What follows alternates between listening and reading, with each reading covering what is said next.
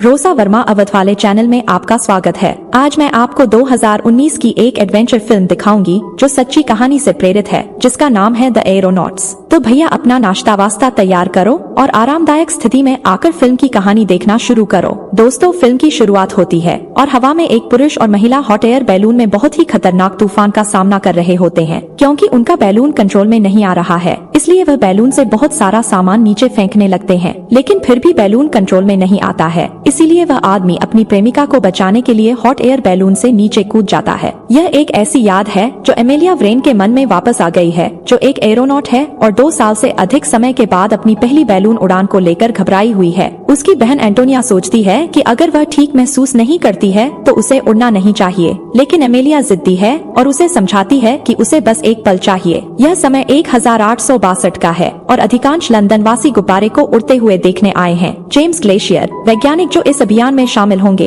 वे आसमान में काले बादलों के बारे में बहुत चिंतित नहीं हैं, लेकिन उनके दोस्त और साथी वैज्ञानिक जॉन ट्रू चिंतित हैं। जेम्स जोर देकर कहता है कि उसने उचित गणना की है और यह ठीक रहेगा, और उसके तर्क का समर्थन उस व्यक्ति द्वारा किया जाता है जिसने इस उड़ान पर अपना पैसा लगाया है और इसे होते देखना चाहता है। इसलिए जॉन चाहे जितना भी चिंतित क्यों न हो, गुब्बारा आज उड़ान भरेगा। अमेलिया देर से पहुंचती है, लेकिन वह इसका खूब मजाक उड़ाती है, क्योंकि वह जानती है कि टिकटों की बिक्री से ही उनकी उड़ानों का खर्च चलता रहता है। वह अपनी कोच कार की छत पर सवार होकर एक बहुत ही रंगीन सर्कस जैसी पोशाक में पहुंचती है, फिर गुब्बारे के प्लेटफॉर्म पर मजाक करती हुई इधर उधर कूदती है और बहुत ही अजीब जेम्स को अपने साथ खेलने के लिए मनाने की कोशिश करती है। वह एक कुत्ता भी साथ लाती है जो जेम्स के विरोध को नजरअंदाज करते हुए उनके साथ उड़ेगा। रोमांच के बारे में भाषण देने और 23,000 फीट के फ्रांसीसी रिकॉर्ड को तोड़ने का वादा करने के बाद अमेलिया आखिरकार जेम्स को नोट्स और माप लेने का समय दिए बिना गुब्बारे को आजाद कर देती है। जैसे ही वे प्लेटफॉर्म से कुछ फीट ऊपर पहुंचते हैं, वह गुब्बारे के घेरे पर चढ़ जाती है और कुत्ते को नीचे उतार देती है, जो पूरे समय पैराशूट लेकर चल रहा था और शो के हिस्से के रूप में लोगों के बीच सुरक्षित लैंडिंग करता है। जैसे ही वे लंदन के ऊपर से उड़ते हैं और लुभावने दृश्य की प्रशंसा करते हैं, जेम्स अपनी दूरबीन निकालता है और ब्रिटिश सोसाइटी की इमारत को देखता है,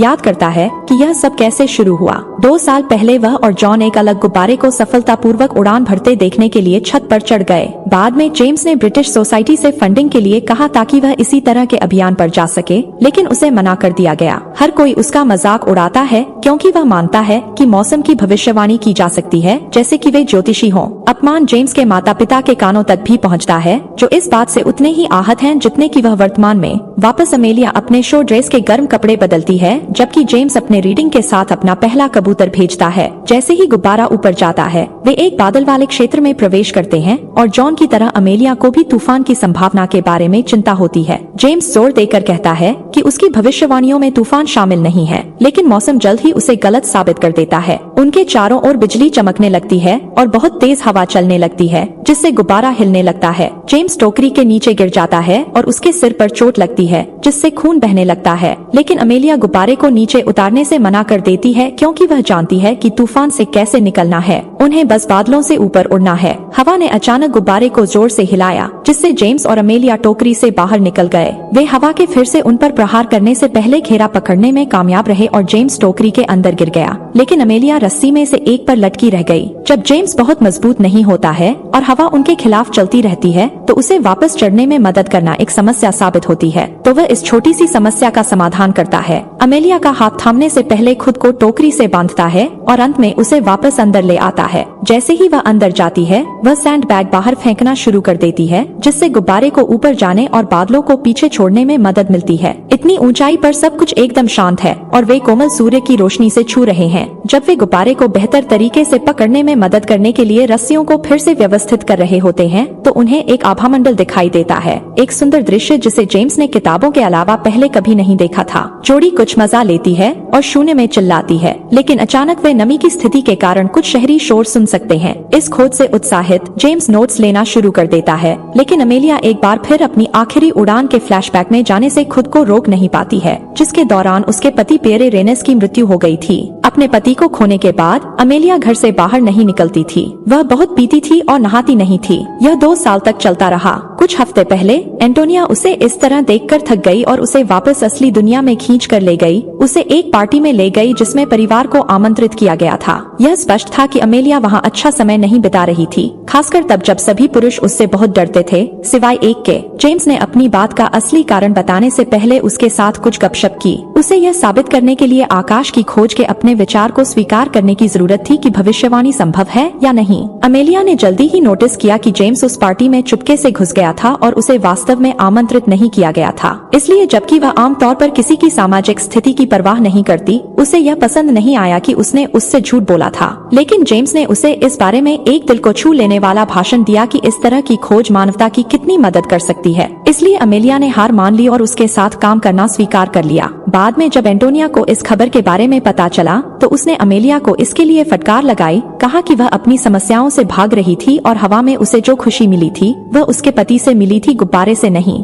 वर्तमान में वापस अमेलिया अपने पैनिक अटैक से उबर रही है और सुनती है कि जेम्स उससे उसके पति के बारे में पूछ रहा है, लेकिन वह उसके बारे में बात करने से इनकार कर देती है। जब वह उसके सिर की चोट का इलाज कर रही होती है तो उन्हें अचानक एक अद्भुत आश्चर्य का सामना करना पड़ता है। उनके चारों ओर तितलियां उड़ रही होती हैं। जेम्स इस बात से विशेष रूप से चकित है क्योंकि उसने कभी नहीं सोचा था कि तितलियां इतनी ऊंचाई तक उड़ सकती हैं। तब भी जब जॉन, जिसने उनका अध्ययन किया था, को यकीन था कि वे ऐसा कर सकती हैं। इससे उसके दोस्त का सिद्धांत साबित होता है। इस खूबसूरत पल से अभिभूत होकर अमेलिया ने जेम्स को दुनिया की खूबसूरती के लिए पियरे के प्यार के बारे में बताया और आंखों में आंसू भरकर उसे इस बारे में बात करने के लिए मजबूर न करने के लिए धन्यवाद दिया। एक बार फिर अमेलिया उन परिस्थितियों के बारे में सोचने लगी जो उन्हें यहाँ लेकर आईं। अपनी बहन की चिंताओं को सुनने के बाद उसने यात्रा के बारे में अपना विचार बदल दिया। इसलिए वह ब्रिटिश सोसाइटी की इमारत में घुस गई, इस तथ्य को अनदेखा करते हुए कि महिलाओं को अंदर जाने की अनुमति नहीं थी, ताकि वह जेम्स को बता सके कि अभियान रद्द कर दिया गया है और वह फिर कभी गुब्बारे पर नहीं उड़ेगी। बाद में शाम को जेम्स अपने माता पिता से मिलने गया। अपनी माँ को यह खबर दी, लेकिन अपने पिता को चोट न पहुँचाने के लिए उन्हें यह खबर नहीं बताई,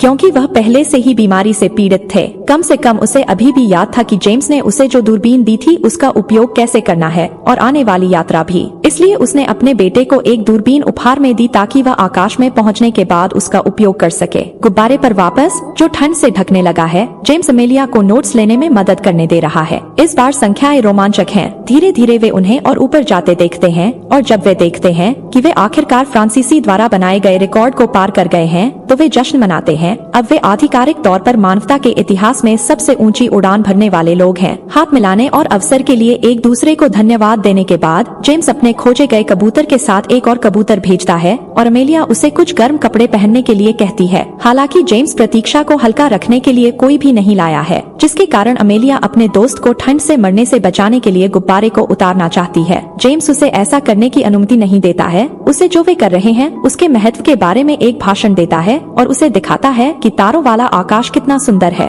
अमेलिया को याद आता है कि उसे वास्तव में उड़ने में खुशी मिलती है, न कि केवल अपने पति में। इसलिए वह इस शर्त के साथ स्वीकार करती है कि जब आगे बढ़ना बहुत मुश्किल हो जाए तो उसे तय करना होगा। जेम्स सहमत हो जाता है, इसलिए वह रेत का एक और बैंग फेंक देती है। रात की एक नई याद शुरू होती है। अमेलिया ने यात्रा के बारे में अपना विचार बदल दिया। जॉन उससे मिलने आया, जो अपनी मर्जी से आया था, न कि इसलिए कि जेम्स ने उसे यह बताने के लिए भेजा था कि यात्रा जोखिम के लायक है। उसने उसे जेम्स के शोध नोट्स दिखाए, जहां उसने कुछ सुंदर बर्फ के टुकड़े बनाए थे, और स्वीकार किया कि कभी कभी जेम्स वास्तव में गलत होता था। उसने कहा कि आज रात बर्फ गिरेगी, जबकि ऐसा नहीं था। हालांकि उसे कुछ उल्लेखनीय सत्य भी मिले और जॉन ने सोचा कि विज्ञान के उद्देश्य को आगे बढ़ाना अमेलिया की जिम्मेदारी है। उसके जाने के बाद अमेलिया इस बारे में सोचने के लिए पियरे की कब्र पर गई और जब जेम्स की भविष्यवाणियां सच हुई और बर्फबारी शुरू हुई तो उसने अपना निर्णय लिया। वर्तमान में पूरा गुब्बारा और यहाँ तक कि लोग भी बर्फ से ढके हुए हैं। जेम्स एक कबूतर भेजता है, लेकिन वह उड़ने की कोशिश करते ही गिर जाता है और उसका आखिरी कबूतर मर जाता है। अब अगर कुछ हुआ तो कोई भी उनका स्थान नहीं जान पाएगा, इसलिए जेम्स घबरा जाता है। अमेलिया को उसे अपनी बहुत सी चीजें बाहर फेंकने से रोकना पड़ता है क्योंकि वह उसके रवैये को इंगित करती है और अब उसकी नाक से खून बह रहा है या हाइपोक्सिया के लक्षण हैं। ऑक्सीजन की कमी उसके मस्तिष्क को प्रभावित कर रही है। वह नीचे उतरना चाहती है, लेकिन जेम्स पियरे की तरह विज्ञान के लिए अपनी जान जोखिम में नहीं डालना चाहती है। इसलिए अमेलिया उसे इसके लिए थप्पड़ मारती है। जो हुआ उसकी असली कहानी वीरतापूर्ण नहीं है। अमेलिया ने गुब्बारे को बहुत जोर से धक्का दिया था और सीम फट गई। चाहे उन्होंने कितनी भी चीजें बाहर फेंकी हों, वे गुब्बारे को नीचे नहीं ला पाए। इसलिए पियरे ने अमेलिया को बचाने के लिए छलांग लगा दी। ऐसी कहानी सुनने के बाद जेम्स अपने रवैये के लिए माफी मांगता है और स्वीकार करता है कि नीचे जाने का समय आ गया है। अमेलिया गैस वाल्व खोलने के लिए रस्सी खींचती है, लेकिन ठंड के कारण कुछ नहीं होता। इसलिए जेम्स को जागते रहने और हाइपोक्सिया को जीतने न देने की याद दिलाने के बाद वह वाल्व को मैन्युअल रूप से खोलने के लिए ऊपर चढ़ना शुरू करती है। यह एक मुश्किल काम साबित होता है क्योंकि उसकी उंगलियों में ठंड लगने लगती है, लेकिन वह खुद को आगे बढ़ने के लिए प्रेरित करती है जब तक कि वह फिसल नहीं जाती और रस्सी से उल्टी लटक जाती है। अपने पति की मृत्यु के बारे में सोचते हुए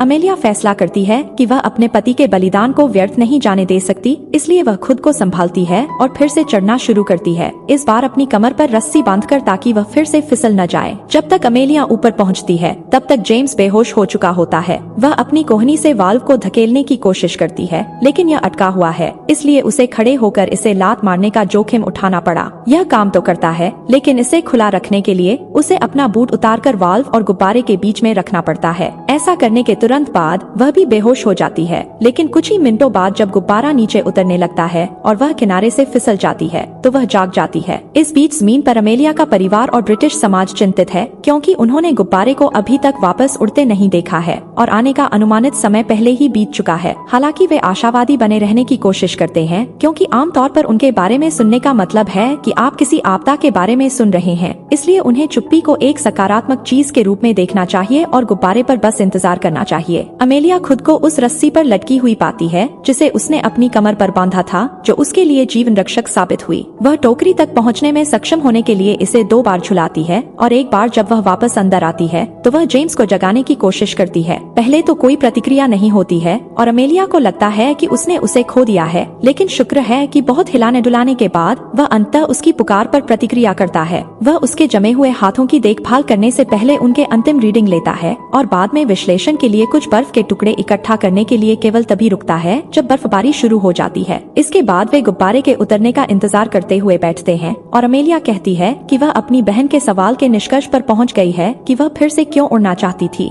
वह चाहती है कि उसने जो कुछ भी खोया है उसके बदले में कुछ मायने हो। जेम्स ने अपनी कुछ खोजों का जिक्र किया, लेकिन सबसे महत्वपूर्ण बात यह है कि उसने ऐसी सुंदरता देखी है जो किताबों पर मौजूद चित्रों से मेल नहीं खा सकती और यह तथ्य कि वे सितारों को करीब ले आए जिससे अमेलिया सहमत है। अचानक अमेलिया ने देखा कि बर्फ नहीं गिर रही है, यह मंडरा रही है, जिसका मतलब है कि वे उसी गति से यात्रा कर रहे हैं। इसे केवल एक बात से समझाया जा सकता है कि वाल्व हटाने के बाद गुब्बारा ढह रहा है और इसलिए उसका जूता भी। वे वजन कम करने के लिए टोकरी से सामान फेंकना शुरू कर देते हैं, जिसमें वे जैकेट और जेम्स के औजार शामिल हैं। जब वह नोटबुक से अपने नोट्स फाड़ देता है, यह अभी भी पर्याप्त नहीं है और एक पल के लिए उन्हें लगता है कि उनके पास कोई उम्मीद नहीं है, लेकिन जेम्स को एक विचार आता है। वे दोनों गुब्बारे के घेरे पर चढ़ जाते हैं। फिर वह टोकरी को भी जाने देने के लिए रस्सियों को काट देता है। गुब्बारा अब बहुत खतरनाक गति से नीचे उतर रहा है और अमेलिया अपने पति द्वारा किए गए बलिदान के बारे में सोचती है, लेकिन जेम्स उसे समय रहते रोक देता है। उसके पास एक नया विचार है। वे गुब्बारे को आकार में रखने वाली डोरियों को काटते हैं और रेशम को ऊपर खींच लिया जाता है, जिससे गुब्बारा पैराशूट में बदल जाता है। यह अब और अधिक धीरे से नीचे उतरने लगता है, लेकिन यह अभी भी उनके लिए काफी लंबी यात्रा है। गुब्बारा कुछ पेड़ों से होकर गुजरता है